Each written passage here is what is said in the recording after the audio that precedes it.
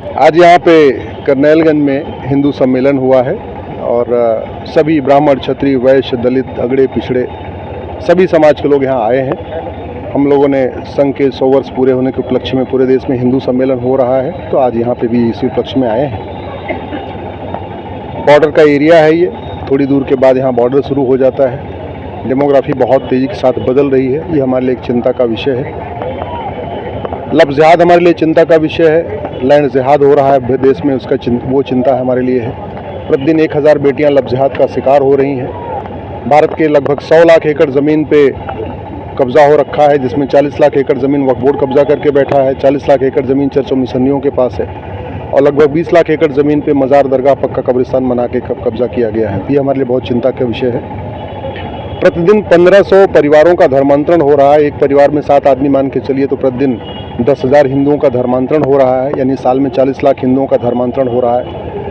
ये हमारे लिए चिंता का विषय है और इस पर हम लोग कार्य कर रहे हैं। इसी तरीके से भारत में घुसपैठ एक बहुत बड़ी समस्या हो चुकी है। लगभग 5 करोड़ घुसपैठिए भारत में आ गए हैं और वो धीरे धीरे कागज़ भी बनवाते जा रहे हैं। 2-2 हज़ार रुपये में, 2000 में राशन कार्ड बनवा लेते हैं, 2000 में आधार बनवा लेते हैं, 2-3 हज़ार रुपये में अपना वो बर्थ सर्टिफिकेट बनवा लेते हैं। 10 से 15 हज़ार रुपये खर्च करके 4-5 कागज़ बनवा ले रहे हैं। ये हमारे लिए बहुत चिंता का विषय है। जनसंख्या विस्फोट हमारे लिए बहुत चिंता का विषय है। अभी तक का इतिहास ये बताता है कि हम जहाँ जहाँ घटे वहाँ कटे। दुर्योधन के ननिहाल गंधार में हम घटे और वहाँ कटे हो गए और वो अफगानिस्तान बन गया। राजा भरत का ननिहाल जहाँ से माता कैकेयी आई थी वहाँ हम घटे, फिर बाद में कटे और अंत में वो पाकिस्तान हो गया।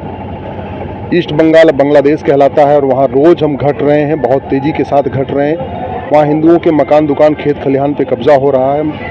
वहाँ बांग्लादेश में इस समय पिता के सामने बेटी का बलात्कार हो रहा है, पति के सामने पत्नी का बलात्कार हो रहा है, बच्चों के सामने माँ का बलात्कार हो रहा है। ये हमारे लिए बहुत चिंता का विषय है। तो एक भारत श्रेष्ठ भारत कैसे बने, जो लगातार डेमोग्राफी बदल रही है, कैसे रुके, इस पर हम लोग चिंतन कर रहे हैं। और साथ ही साथ एक भारत श्रेष्ठ भारत का सपना कैसे साकार हो, पूज्य वीर सावरकर जी का सपना कैसे साकार होगा, पूज्य डॉक्टर हेडगेवार जी का सपना कैसे साकार होगा, गुरु गोलवलकर जी का सपना कैसे साकार होगा, उस पर भी चिंतन हो रहा है, उस पर भी मंथन हो रहा है। और उसी कड़ी में आज हम यहाँ पे आए हुए हैं और आशा करते हैं कि आने वाले समय में पूरे देश में जो हिंदू है, जो हिंदू संस्कृति को मानता है, हिंदू परंपरा को मानता है, जो वसुधैव कुटुंबकम में विश्वास करता है, जो नारी तू नारायणी को मानता है, सर्वमंगल मांगल्य को मानता है, वो सभी हिंदू जाति से ऊपर उठ के, भाषा से ऊपर उठ के, क्षेत्र से ऊपर उठ के, अगड़े पिछड़े की सोच से ऊपर उठ के एक भारत श्रेष्ठ भारत का निर्माण करेंगे।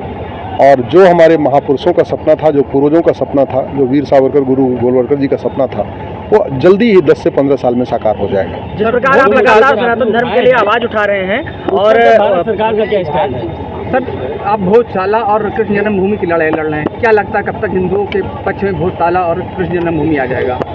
एक कानून है बीच में पड़ा हुआ है, उसका नाम है प्लेस ऑफ वर्शिप एक्ट। उसको हमने 2020 में सुप्रीम कोर्ट में चैलेंज कर दिया था और इनफैक्ट अभी 2 दिन पहले कोर्ट में मैटर लगा था। हमने माननीय सुप्रीम कोर्ट से रिक्वेस्ट किया है इस पर 5 जजों की बेंच बनाएं और इसके ऊपर फाइनल हियरिंग कर दें। जिस दिन प्लेस ऑफ वर्शिप एक्ट खत्म हो जाएगा उसी दिन भारत के जितने भी मंदिर हैं, चाहे काशी हो, मथुरा हो, भद्रकाली हो, भोजशाला हो, अटाला हो, जितने भी हमारे मठ मंदिर जो मुगल काल में तोड़े गए थे, उनको वापस लेने का रास्ता खुल जाएगा।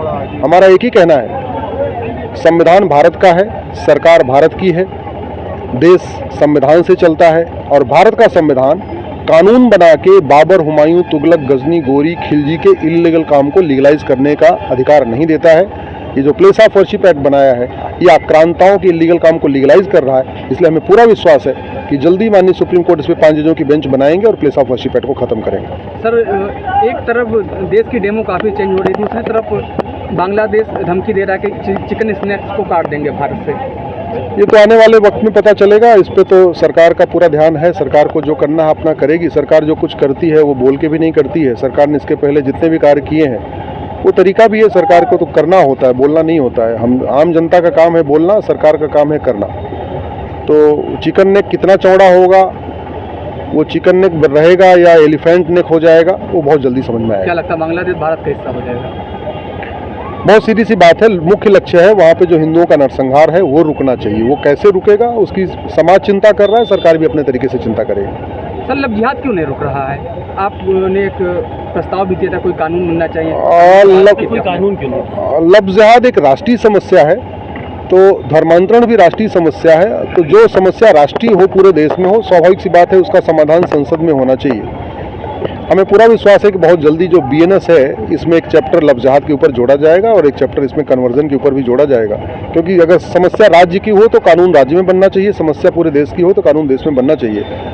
यूपी का अच्छा कानून है, राजस्थान की भी अच्छा कानून है, कई राज्यों ने बना लिया है, लेकिन समस्या तभी ठीक होगी जब पूरे इसको पार्लियामेंट उसे कानून बनेगा। यूसीसी आने में क्या दिक्कत हो रही है? यूसीसी कब तक लागू करने की? ये सरकार का दायित्व है, सरकार यूसीसी कब लाएगी। हमारा काम है कोर्ट में अपनी बात को कहना। मैं एक आम आदमी हूँ, आम जनता हूँ, भारत का नागरिक हूँ। उस नागरिक के नाते मैं अपना दायित्व माननीय सुप्रीम कोर्ट में पूरा कर रहा हूँ। इसीलिए मैंने वक्फ एक्ट को चैलेंज किया, प्लेस ऑफ वर्शिप एक्ट को चैलेंज किया। एक भारत में विभाजन का एक बहुत बड़ा कारण रखा है जो 1992 में माइनॉरिटी कमीशन एक्ट बनाया गया, उस कानून को भी चैलेंज किया हुआ है। तो मेरा तो सबसे आग्रह है, देश के सभी राष्ट्रवादियों से आग्रह है, सच लिखें, सच बोलें और सच को बार बार बोलें। अब इससे बढ़िया अवसर नहीं आएगा। ये अवसर है जहाँ पे हर देश विरोधी चीज़ों को ठीक किया जाए, ख़त्म किया जाए। और वो केवल संसद से नहीं होगा, केवल सुप्रीम कोर्ट से नहीं होगा, केवल विधानसभा से नहीं होगा। उसके लिए आवश्यक ये है कि समाज भी उसको लिखे, सोशल मीडिया पे लिखे, अपने अकाउंट्स पे लिखे, आपस में चर्चा करें। धन्यवाद।